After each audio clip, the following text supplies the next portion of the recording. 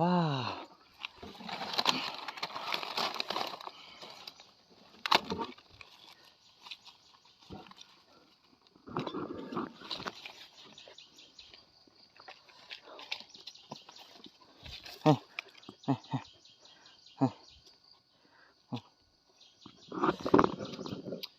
สุดยอดเลย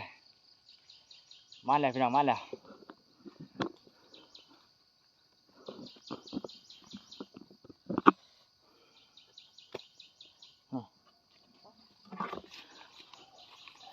อย่าเดี๋ยวได้เอาแอบเลยจ้ะ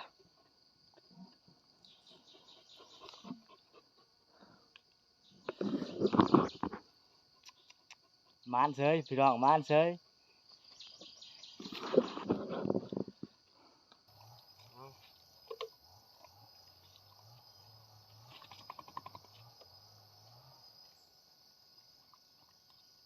พอคนหาเฮ็ดอีล่ะมานบ่หายังเลาะเรียน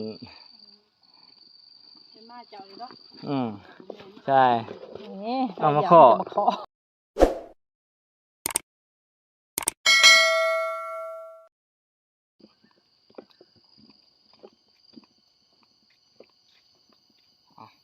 กราบสวัสดีและสวัสดีพ่อแม่พี่น้องเมื่อทุกคนเพียงเลยทั้งภายในและก็ต่างประเทศพี่น้องกายินดีต้อนรับเข้าสู่2วันคือเก่าเช่นเก่าเช่นเคยพี่น้องด้นแล้วพี่น้องเลยที่ว่าบ่ได้ถ่ายคลิปพี่น้องเนื่องจากว่าคัดของเรื่องงานสำคัญพี่น้องเลยเรื่องงานสำคัญก็คือว่าพอของบ่วันเสียพี่น้องได้เสียชีวิตไปพี่น้องก็เลยไม่มีเวลามาถ่ายคลิปลงคลิปพี่น้องเลยจนวันนี้ได้มามีโอกาส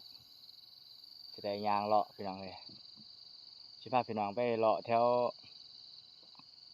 แคมป์หวยหรือว่าแถวหัวแถวสวนพี่น้องหาเบิ่งนกหรือว่าเบิ่งแล่นพี่น้องเพราะว่าพี่กายนี่พี่เส้นนี่บ่วันนั้นมาเลยใหม่พี่น้องก็มาเห็นแล่นตัวหนึ่งเล่นก็ได้แล่นตัวหนึ่งพี่น้องวันนี้ก็เลยสิลองไปย่างเบิ่งอีกคละเพาะพี่น้องเลย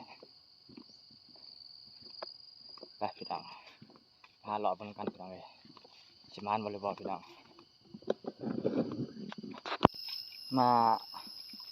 พาน้องม้ามานำพี่น้องเลยไปพี่โป้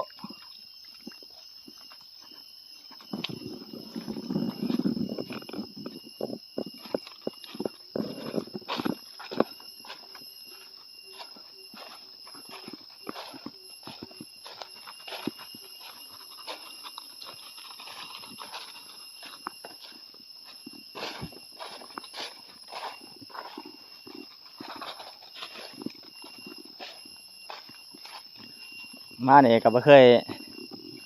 ออกปลาจักเทื่อได้มาเนี่ยกำลังควงเอาผลออกมาลองมาแอบเบิ่ง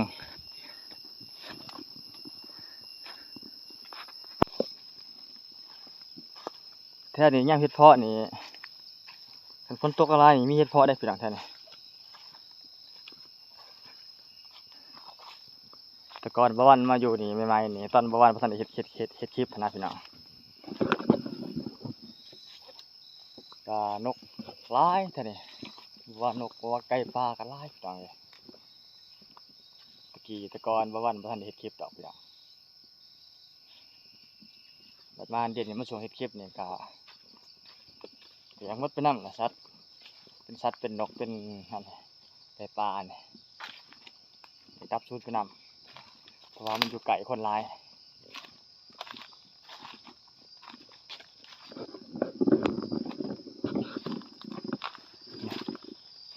ตะกี้เห็นไก่ปลาแท้นี่ล่ะพิดพุงพี่น้องเลยแต่ว่าเดี๋ยวนี้บ่รู้ว่าสิยังหรือบ่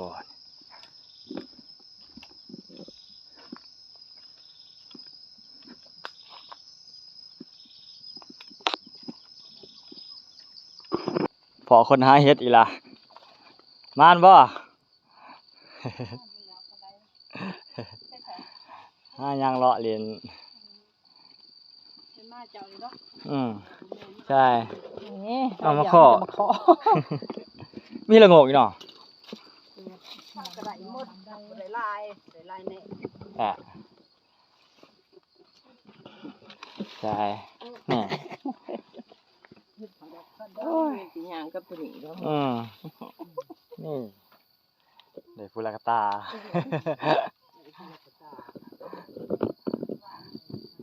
เฮ็ดละโงกเฮ็ดเพาะบ่มีเนาะโอ้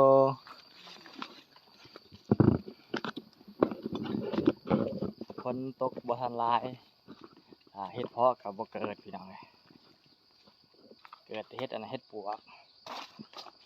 เฮ็ดละโงก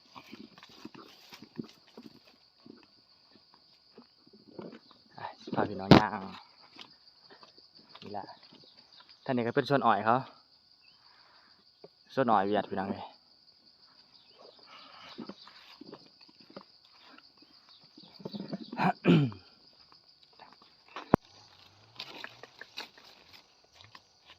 กูใจพี่โบ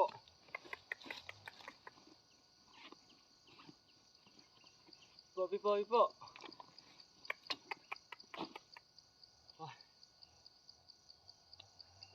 ยางมาบ้านเห็นนกพานเขาโตพี่น้องเอ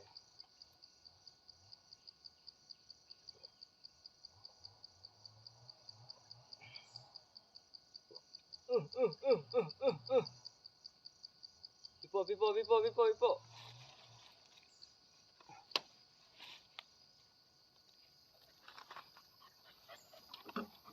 มาพี่โบพี่น้ำนี่อ่ะ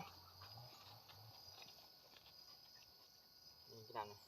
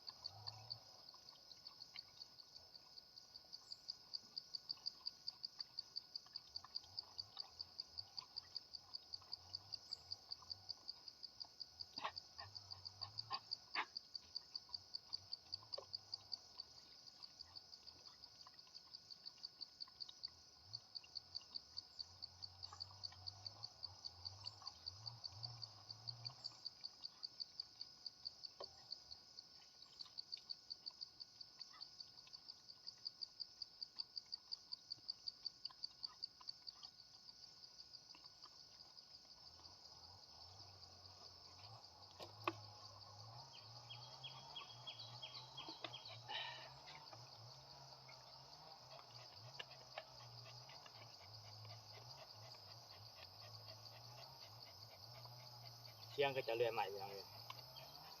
โอ้ยุ่งไรขนาด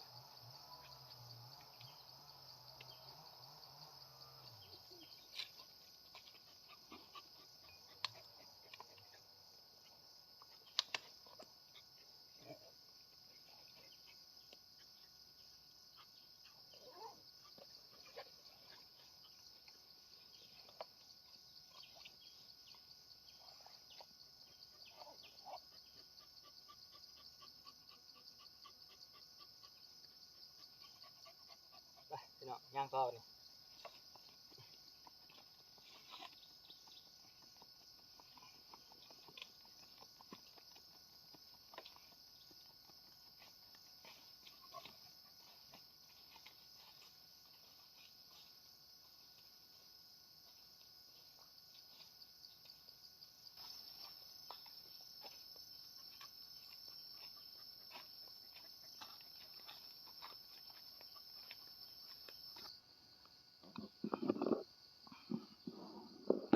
แต่ก่อนพี่น้องเอ้ยท่านี้ก็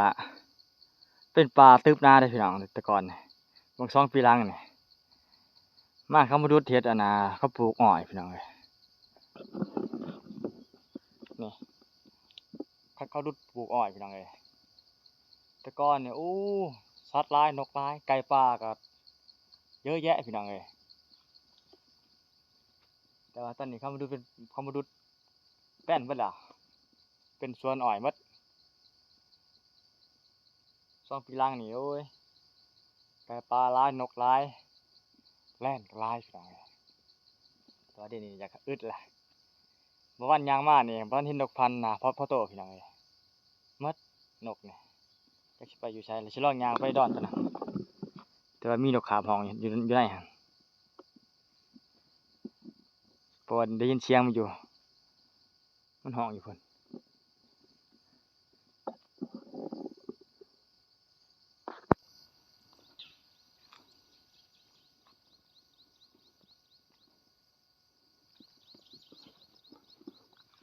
นกมันจักกกปกนี่พี่น้องเอ้ยมันบินไปกกตัวนั้นบ่วันเว้นน้องยานนี่เดี๋ยวสิขอจอบส่องเบิ่ง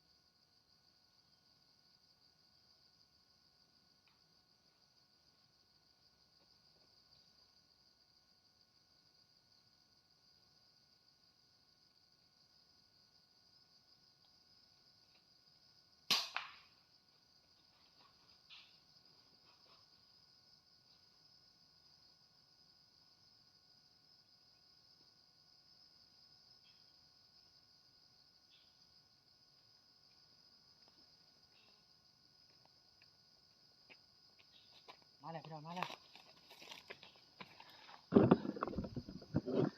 ตกแล้วพี่น้องเอ้ยไปเปล่า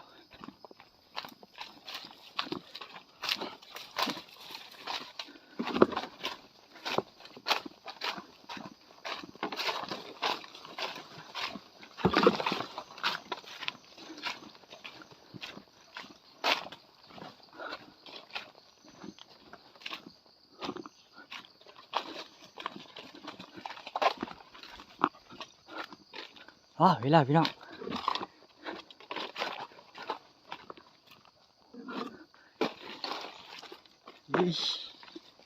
เห็นแล้วพี่น้องเห็นแล้วนกขาบพี่น้องพูดจับอยู่เทิงผมพี่น้องความสูงว้าว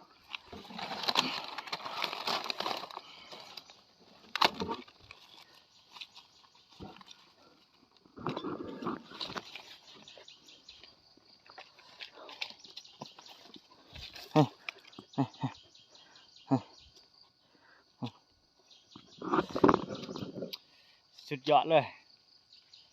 มาแล้วพี่น้องมาแล้ว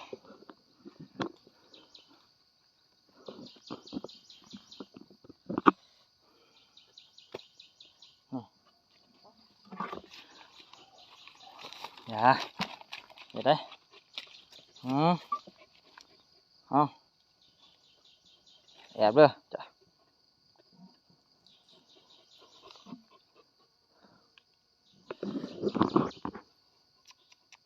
มานเฉยพี่น้องมานเฉย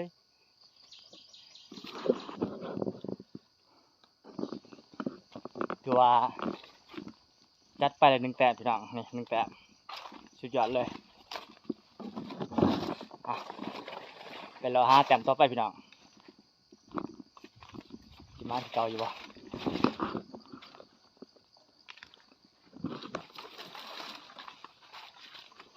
ใกล้เต๋อได้พี่น้องประมาณอยู่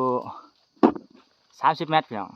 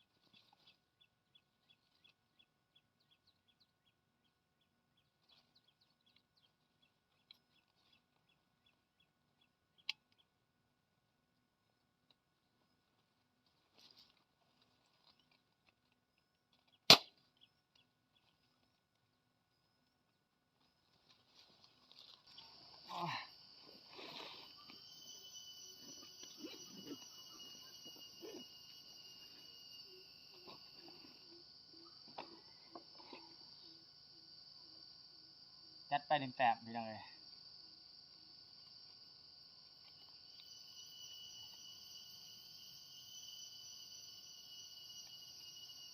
นกขาบพี่โก้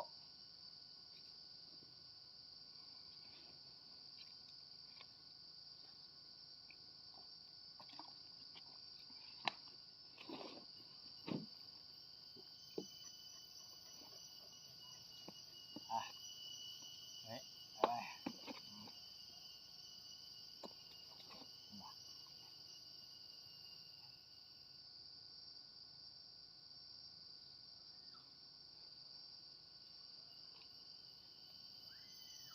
อ่ะ